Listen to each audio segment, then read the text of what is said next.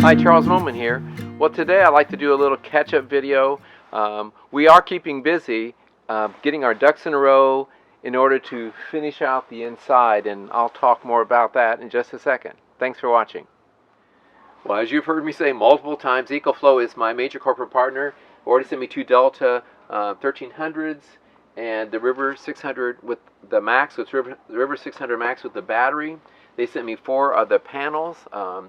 And then this week I got not the Kickstarter version, this is the retail version. They assure me this is what is going to be coming out. It'll be in March, so I kind of got one kind of early.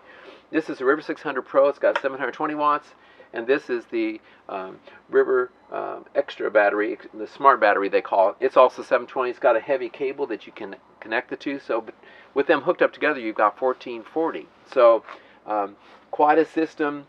And you know, I have had people, they reminded me that when you run, when I'm running things in here, it would be possible to not to overload the cigarette port. So when this is plugged in, I got a shorter cable I'm going to hook up to the fuse panel. I got this big long one. When this is plugged into that, it would be possible if I tried to run everything at once, a microwave and a coffee pot and all this stuff, this would not be able to feed all those needs. But we're going to be very judicious how we do things, and so we wouldn't be running a coffee pot and microwave at the same time anyway, or an induction plate thing.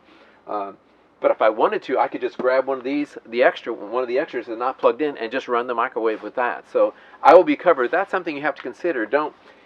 These are great units, but you have to make sure you understand how much, what the output is on these and what it can actually run. So that's why I think it's great to have one of the big units, and then maybe the River 600 with the battery. It's smaller, easier to move around, especially if you're taking it out to the picnic table or whatever. Though you could run a long cord from here out to the nearby picnic table. So just so you know that you have to plan and you got to do the math to see if it will run everything, and then maybe be careful what you run at the same time. So I think we're going to be quite covered for our power, that's for sure. And I'll be releasing a little video maybe this weekend, a little quick look at the River 600 Pro. So you might see that as well. Well, I really just wanted to do some more bragging on Susie. She actually had this done, and I didn't know it. She took the countertop that I cut out for this for the sink cabinet, and we haven't mounted yet, but of course this is going to go on here. And she already routed this front edge. She practiced it on some other wood and did a great job. And I want to get a router table. She said that wasn't necessary, and she's doing a great job. And then we didn't stain it. We just put 2 or 3 coats of polyurethane on there, and we think it looks beautiful. She's already worked on the countertop for the cooking cabinet, which is larger. And then we're trying to decide how big we want our lagoon table. And it'll be the same wood, same look. And then we're going to, I found this like composite material, kind of like what for decks. And it's got a grain surface here and smooth here. And I think she's going to put the smooth coming like this. This will be going down into the cabinet, as I told you before, a couple of inches or so as kind of a backdrop. And she's talking about putting something here, but we don't know if that'll be necessary. So Susie, as usual, is killing it. So the garage is getting full again. We brought the original bed frame in. There's the new one that Susie is finishing up now. The cabinet for cooking, and I'm not gonna bother Susie right now. She's working hard finishing the framing around the other window, and then we are just getting our ducks in a row. And we'd love to get the shiplap on, wouldn't we? But we just need to get everything else done, right? Excuse me. Yeah, I know. She's just going to keep going there. So as I said, Susie's getting our ducks in a row. She's getting these supports in that I can finish up this wall. Then she's going to finish up the other bed. I shouldn't talk because right now she's trying to remember a number, I think.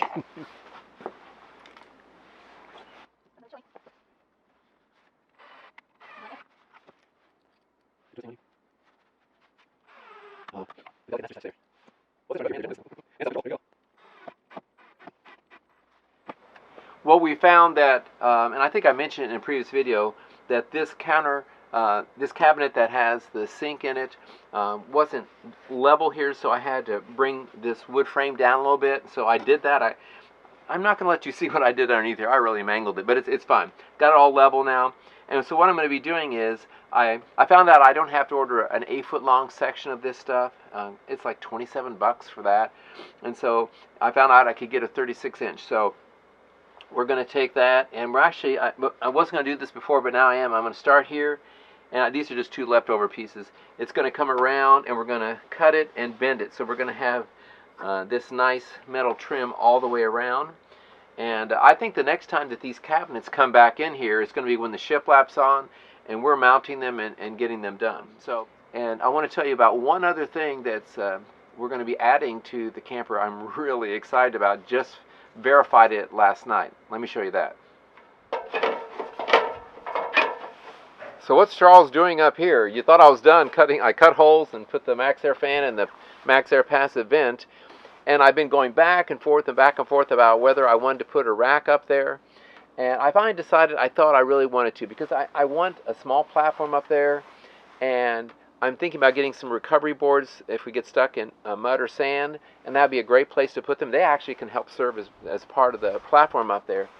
And so I'm happy to announce that Flatline Van Company in Oregon are coming in as a partner, and within a week or two I'll be sending me their custom rack for Ford Transit, and I'll show you why it's custom for this particular van, this exact size. And it has adjustable bars, which are great, and I'll show that up here, and I'll show you some pictures as well.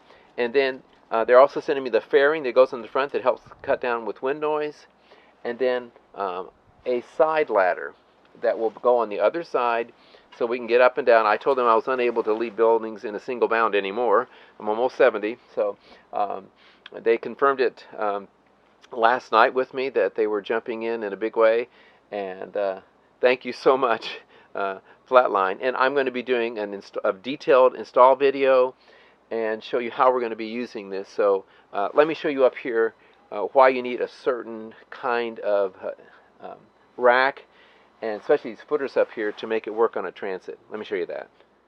So here you can see my Max Air fan and the passive vent, a little over 3 feet in between there, and you've got these indentations here, and I did not know what they were for quite a while. And these rectangular ones, there's 1, 2, 3, 4. They actually, these have like a rubber seal here that you just peel off, and there's threaded inserts. I believe it's 8mm bolts go in there. And then these smaller, these more round things, there's several of them here and there. They are for putting in if you're running wiring. So they already have that built in, and it comes in through the columns. And so the rack that Flatline's sending me is made specifically, everything's at the right angle because this is not a flat roof. It arches, and so it takes into account that. And then it has the rack bars, and I can put them where I want. So I can be avoiding the Max Air fan and the vents. So I'm going to have down there, I'm going to have one behind the passive vent. That passive vent doesn't go up and down, just stays like that. So there'll be a bar there, a bar in front of it, another bar in front of here, and then one bar here in front of the Max Air fan. So there'll be 4 bars. You can actually add extra, but that's all that I'm going to need. So I'll have this span across here that's 3.5 feet or so, maybe more, and that's where I'm going to have a platform. And so I'm really excited about it. And then the ladder will come up over there about in the middle, and so it's going to be a great addition and look really sharp with that black powder coating. Really excited about it. Well, I forgot to mention about the racks that I'm so excited about, and that fairing and the ladder, is not only do I want to put a platform up there, but I think it's going to solve an issue. Halo View sent me, I just got these are side view cameras, so I've got a right and left version, and I was thinking about mounting them somewhere on the side of the van, but now when my son-in-law helps me install, I'm seriously considering putting these up on that rack and angling them so I'll get quite a view on both sides. I'm going to have another halo view up here shooting straight back, so I'm going to have a wide view of everything behind me. and then these will be angled, so it'll really help me with those blind spots. So I will see the side, but I can also see over there. I mentioned about oblique streets, and it really is kind of scary when you can't see. And then I asked them to send me, this is the suction mount, and then it's also, this is a beanbag mount that fits on top of it. And so I wanted this to set it on the front up there. I don't think I'm going to mount it, though I could. The monitor that goes with the camera that I have, 7-inch screen, and this way I could move this around and have it in the van if I get one of their portable cameras and set it while we're camping at night somewhere, so I could see outside, at least get part of the view of what's going on outside. So that way I can move the camera around, the monitor around. So that's what we're doing with that. So and then I also, with the racks, I don't think I'm going to put LED on that front of that rack. It's just back too far, but I will have one on that front, as I mentioned before. But I definitely will put one up here on the back of the rack to light up this area, and so that rack's going to really solve that. We won't have to mount it right to the van. So, well, there you have it, a little update. I know you're thinking, when are you ever going to put that shiplap in? And trust me, we really wanted to get in there, but you know, we've got to get things done in the right order. I have seen people do van builds like this where they get the ceiling of walls in before they do anything else, but that just is not the way that it's working for us, and that's fine. So I will probably be finishing the insulation on this short side today, and then wait for the rack to come in so my son-in-law and I can get the lights and camera in after I install the rack, which is not hard to do at all, and the ladder. And then we can put the shiplap in, really we will, and then bring in all the finished furniture, and then we'll be dangerously close. It's, you know, still early January. I think by the end of February, it should be pretty much wound up is our plan. We still need to order the foam and to make the cushions for the beds. So we have a little more work than we probably think we do, but we're certainly getting there. Thanks for watching.